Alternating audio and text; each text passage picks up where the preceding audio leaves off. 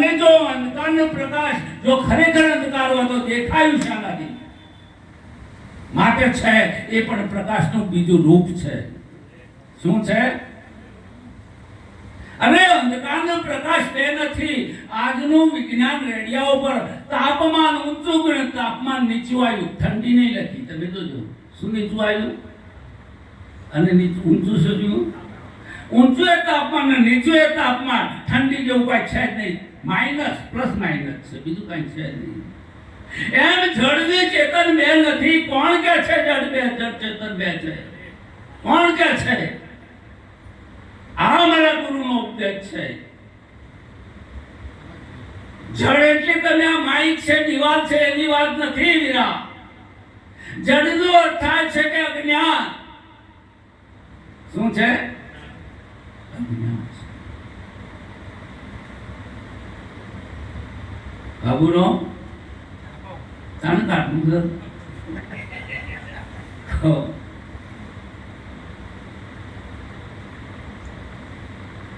આ તો ઠીક છે, આપણી એક ગુરુ પર કૃપા થઈ છે. ખરેખર હું તો વારી રહું છું.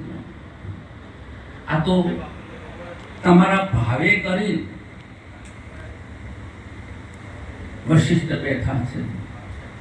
વશિષ્ઠ બેઠા છે, રામ સામે બેસીને કહે છે કે હે પ્રભુ, આપ વશિષ્ઠ વશિષ્ઠ કહો છો, એવું શું છે? બધાને રીતે આત્મા એવું શું છે?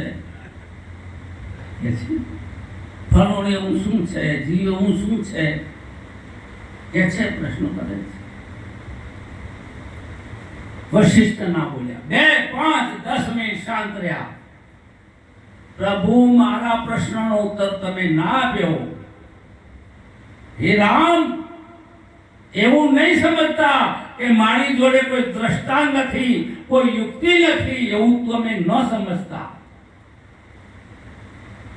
પણ તત્વજ્ઞાનને તમે ઉપલબ્ધ છો, માટે તમારા માટે કોઈ દ્રષ્ટાંત કે યુક્તિની આવશ્યકતા નથી.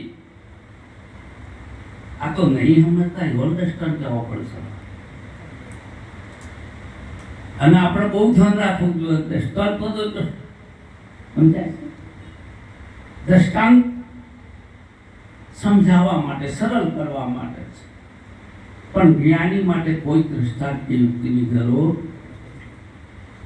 બાબુરાવ, અમારા ગામની અંદર ઝૂંપડપટ્ટી હતી અને ઝૂંપડપટ્ટીની અંદર હું સાયકલ લઈને આવતો હતો. બપોરના 1 વાગે મારો ધંધો ઈટ બજાવવાનો આવતો હતો. અને તાળા કુંચી વાળો પેલા ઝૂંપડો હતો ને ઘાસનો, એમાં ફળ. મેં કીધું અહીંયા ભાઈ, એ શું કરો છો? કે અમારો ધંધો તાળા કુંચી.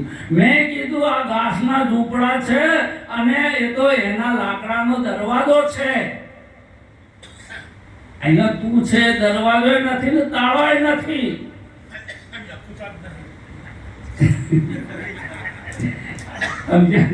તમે ક્યાં બેઠા છો એ તો ધ્યાન રાખો. તમે કોને સમજાવો છો સાહેબ? બહુ ગજબની વાત છે. જો અહીંયા કોઈ દરવાજો નથી તો તાળું નથી, ને તાળું નથી તો કુંચી નથી. પણ આ તાળા કુંચી વાળા ઝપટાય નથી. કોક લઈને આ કાઢી તાળી, આ કુંચીનો રસ્તો કાઢ, આ કાઢ. जिस देखो तित और सफेदी सामने मेरो सावरियो. ઓ એને તાળું છે. હું જ્યાં દ્રષ્ટિ નાખું છું ત્યાં મારું જ છે, બીજો કોઈ છે જ નહીં. મારું સ્વરૂપ છે. અરે ભાવે કરીને કહેવું હોય તો जिस देखो तित और सफेदी सामने मेरो सावरियो. મને પરમાત્મા સિવાય બીજો ભાવ પકડાતો નથી.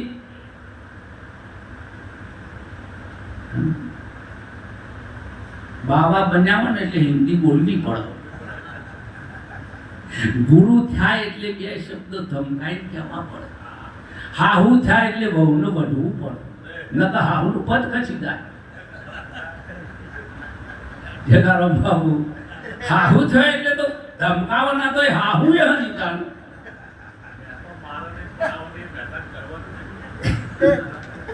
વાહ. બેન હતા, ઘરેથી નીકળ્યા, સાસુમાં બહાર ગયા હતા, બેન ઘરે હતા. એક બેન એને સાસ લેવા ગયા, તો પેલી બેને કહ્યું, તમે ક્યાં ગયા હતા? કે તમારા ઘરે. કે શું લેવા ગયા હતા? કે સાસ લેવા. કે સાસ લેવા તો કેમ ના આપી? હેડો હેડો મારી હાથે. કે હાલો. તો લઈ ગયા, ઘેર લઈ ગયા સાસુમાં પેલી બેનને. હા, ઘેર લઈ ગયા. અને પછી શું કે પેલી વહુને, એ હું કહેતી હતી, હું કહું છું કે સાસ નહીં જાતી, હું કહું છું જા. અડધા તો ધમકાવા વગર આવે છે. એટલે પણ ઘેરથી ધમકીઓ ખાઈ ખાઈ વળ્યા છે, પાછા તમે ધમકાવો છો. એટલે થોડું તો હળખાડવા દો. મારો અનુભવ કહો, કોઈ તમે માથું ના લેતા. હા, હું હંમેશા જે કહું ને મારા ઉપર ઠોકી બેવાનું. જ્ઞાની કેવું હોય તો મને કહો, અજ્ઞાની કેવું હોય તો મને કહો, મૂર્ખ કહો તો મને કહો, જ્ઞાની અજ્ઞાન જે કેવું હોય. ચોરો में तू चोर बन बैठो, पकड़ने वालों तू को तू ऐसो के लड़चो है मेरे दाता, जहां देखूं ता तू को तू. આ છે આપણું. એ દડાના ઉપર ઓગળી મૂકવાની ગમે તો હર્ષદ્રોમ ગમે તે મૂકો, એ મધ્ય બિંદુ થઈ જાય.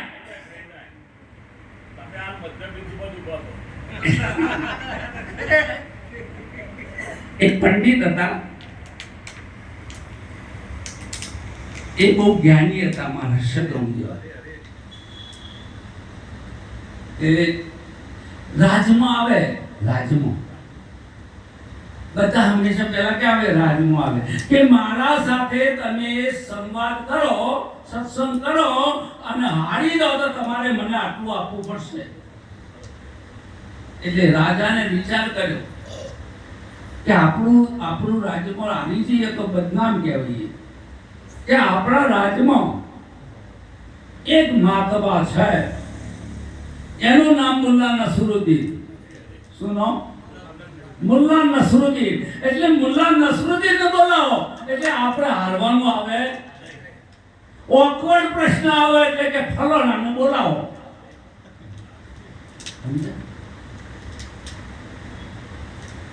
છતાં દરેકની માસ્ટરી હોય છે. બોલાયા મુલ્લાને. મુલ્લા તો ગધેડો લઈને આવેલા. કે એનું વાહન હતું. શું હતું? અને આપણું એવું વાહન છે ગધેડો. તમને ખબર ના પડે, ગધેડો મોય કાઢો આપણો હતો. મુલ્લા ગધેડો લઈને નીકળે, બજારમાં સડસડાટ હેડ્યો જાય. એટલે વેપારીઓ કે વાહ વાહ મુલ્લાજી, તમારો ગધેડો કેટલો આજ્ઞા પાલક છે. એટલે મુલ્લા શું કે ખબર છે, આને વાળવા દઉં તો ઓમ જાય, દોઢો જાય, એટલે તો મેં છૂટો મેલ્યો છે, જમ કરવો એ કરો. આ ગધેડો માને એવો કોઈ વ્યક્તિ નહીં માનતા. પછી ગધેડો લઈને આયા છે મુલ્લાજી, અને મુલ્લાજી ગધેડો ઉભો રાખીને ઊભા છે. એટલે પેલો કે છે, આ પૃથ્વીનું મધ્ય બિંદુ કહ્યું કે મારા ગધેડાના પાછલા પગે. કોણ કે? મુલ્લાજી. મારા ગધેડાના પાછલા પગે આ પૃથ્વીનું મધ્ય બિંદુ. કે હું કેવી રીતે માનું? કે માપવાનું ચાલુ કરો. આવા ખરો માપી ના એવું કે તું જીત્યો ભાઈ, હું હાર્યો. સારું સારું. કે આકાશમાં તારા કેટલા છે? યાર આવા નેના પ્રશ્નો મત પૂછો. કે આકાશમાં તારા, કે આ ગધેડા ઉપર જેટલા વાળ છે એટલા તાળા છે. પેલો કે હું કેવી રીતે માનું? કે હું ગધેડાના વાળ તોડું, તું ઉપર ગાણી. હવે તું જીત્યો. શું કે? તું જીતી ગયો. પછી પેલો છેલ્લે કંટાળ્યો, ચાલો આ જીતવા દેશે નહીં. મુલ્લાજીને કહે છે, મુલ્લાજીને કહે છે કે મારી દાઢીમાં વાળ કેટલા છે? એટલે કે મારા ગધેડાના પૂંછડામાં છે એટલે તમારી દાઢી કે તમારી દાઢી તોડવા એક માણસ લાવવાનું, મારા ગધેડાનું તોડાય પછી હિસાબ કરીશું. એવું ભોય ના રહ્યો. અનુભવી પુરુષના અંગાથી વાદ વિવાદ ના કરાય યાર. અનુભવી હોય ના પણ ખેંચી લેવાનું હોય પગોમાં પડી. અને ગાય તમારે નદી પાર કરવી હોય તો ગાયનું પૂંછડું પકડાય, શેકડો પકડતા નહીં. અને જેટલા પકડ શેકડો તો ગાય ભલે ગમે એટલી હોય શાંત, પણ તમને ભાઈ ગાલી જ દે. સમજ્યા તમે? હા. ત્યારે બે હાથ જોડીને રાવણને કહે છે, રાવણ કે તું નહીં બને તો ઉમાડી નાખીશ. શું કે? તું જો હરણ નહીં બને તો હું તને મારી નાખીશ, અને બનીશ તો વાંધો નહીં. એટલે મરીચે વિચાર્યું કે રાવણના હાથે મરવું એના કરતા રોમના હાથે મરવું હું ખોટું. આ જગતના હાથે સમજી જજો બે જણા, એના હાથે મળવું એના કરતા મારા ગુરુના ચરણમાં મળવું એ શું ખોટું છે? શામના ચરણમાં ઈચ્છું છું મરણ, અહીંયા નથી કોઈ કૃષ્ણ તો લે. મળવું હોય તો ગુરુચરણે મળો, ન કે 84 ભેગા 6 જવાની કોઈ જરૂર.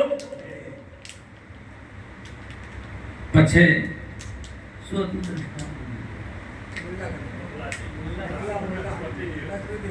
એ તો બધા શોધ નહીં, કૃષ્ણ પાઈ જતું શોર્ટકટમાં કહેવાનું ભલે. એમ મરીચીનું ચાલતું હતું. હા, મરીચી ચંદ્ર યાદેવ અમે ગુરુ જ રાખ્યું, ચેલા ના રાખ્યું. સભા બહુ યાદ ના રાખા. સભા હોભળવામાં એને ખબર ના હોય શું કહ્યું. એમનો દોષ નથી, એટલું તાદાદમાં છે તે ભૂલી જવાય. એટલે કે છે મરીચી કે મારે રામના હાથે મરવું યોગ્ય છે. પછી હાથ જોડીને કહે છે કે હે રાવણ, આનો મામો હતો ખબર? હા.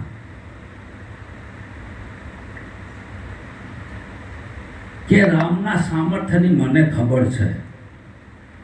ફળ વગરનું બાણ મારી જોજનના જોજન ફેંકી દીધો મરીચી માથડ દૂષણને. એ મેં મારી આંખે જોયું છે. રામનું સામર્થ્ય છે, તું નહીં ફાવી શકે. શસ્ત્રી ધર્મી શસ્ત્રી મર્મી સજધની પૈદ બંદી કવિ ભાનસ કુની. આ લોકો હાથે વિરોધ નહીં કરવાનો. શસ્ત્ર હથિયાર હોય નો ચરાઈને ધનુષ્ય ફોડે હોય ના હોય, દાદાગીરી ન કરાય, ફટલી છોડી દે, છોડી જ મેં પાડી દે. શસ્ત્રી મર્મી અને રહસ્યને જાણતો હોય એની અંદર વિવાદ ના કરાય, એની સાથે સંવાદ કરાય, સમાગમ કરાય, દાપણ ન કરાય. શસ્ત્રી મર્મી સટ એટલે ખરાબ માણસ. ધારે તો તમારું મકાનને ઉડાડી દે, ખરાબ એ તો કર્યા વગર રે. સટ ધની ધનવાન હોય એ પણ તમને હેરાન કરે, એની હાથે હામી નહીં વધવાની. શસ્ત્રી મર્મી સટ ધની બૈદ બંદી કવિ ભાનસ મુનિ. અરે બૈદ એટલે ડોક્ટર. રાતના 12 વાગે જરૂર પડે ન પડે, એના હોમી બંધાય. હા, વૈદની હોમી ના બંદી એટલે બારોટ. બંદીનો શું થાય? બારોટ. હા, એ તો એવી કવિતા બનાવી તમારી દશા બગાડી નાખે. આ કવિ લોકો છે ને એ લોકોના અંગાથી હોમી ના બંધાય. ઊંચું ગામ મોઢેરા. ઊંચું ગામ આ મોઢેરા છે ને સૂર્ય મંદિર, તે કણ બધા નાયક રમ્યા, કશું આવ્યું. બીજા ગામમાં જઈને દાખલો દોડ્યો. ઊંચું ગામ મોઢેરા, ટેબા ઉપર વસ્યું, આડા મેલામાં કોઈ નહીં ઊભું થઈને હસ્યું. તમારી દશા બગાડી નાખે. પૈદ બંદી કવિ. જ્યાં ના પહોંચે રવિ તો પહોંચે કવિ. કવિ તો હોય એના અંગાથી વિવાદ તમારે ન કરાય. તમે સીધા ખેતરમાં આયા હોય ને કવિ જ્યારે કરતો હોય એ તો એની કલા છે. કલા ભાનસ એટલે રસોઈ. દયાનંદ સરસ્વતીને સાહેબ રસોઈ અંગાથી વિરોધ ના કરાય. રસોઈમાં મિલાઈ દે, હું કરું. ભાનસ એટલે રસોઈઓ. પૈદ બંદી કવિ ભાનસ ગુની અને અને ગુણવાન હોય જે માણસ એનો ક્યારે વિરોધ નહીં કરવો. હા, એનો વિરોધ કરી તમે તમારો નીચસ તમારી આંખ ખરાબ કરો. બીજાના દોષો જોઈને આપણી આંખ ખરાબ નહીં કરવાની. શું કીધું છે? આપણી આંખ ખરાબ થાય ને પહેલા એનું હોય તો તે હોય, એને જે હોય, પણ આપણી આંખ ખરાબ નહીં કરવાની. એટલે સંતો ગુણગ્રાહી છે, દરેકમાંથી ગુણ ગ્રહણ કરે છે. બલુરામમાં સારું શું છે એટલું લઈ લેવાનું. શાકભાજી લેવા દો એટલે બધું હળંગ લઈને આવવા દો. જેટલું જોવતું હોય જેટલું લઈને નીકળી જવાનું. સમજ્યા છે? અને અમારા જ્ઞાની પુરુષો છે, મારો સમય કદાચ વધારે થઈ ગયો છે, થોડું કહી અને મારી વાણીને વિશે વિરામ આપું છું. મહાત્માએ કોટ લગાવ્યું છે કે આયા તો 100 સલામ. તમે બધા આયા છો તો 100 સલામ, અને તમે બધા હોયથી ઘેર જો તો 1000 સલામ. કેટલી? અને કદી પાછા ના આવો તો તમને લાખ સલામ થાય. બ્રહ્માનંદમ પરમાનંદમ છે ને, ખબર પડે છે. ફરીનો સંસાર ચક્રમાં ના આવો તો તમે સંતનું શરણ સ્વીકાર્યું છે. આયા તો 100 સલામ, જાઓ તો 1000, ને કદી ના આવો તો લાખ સલામ. આયા તો આનંદ, આયા તો આનંદ, અને જાઓ તો શાંતિ. સમજણની વાત છે આ, સમજાય તો શાંતિ. બોલે સદગુરુ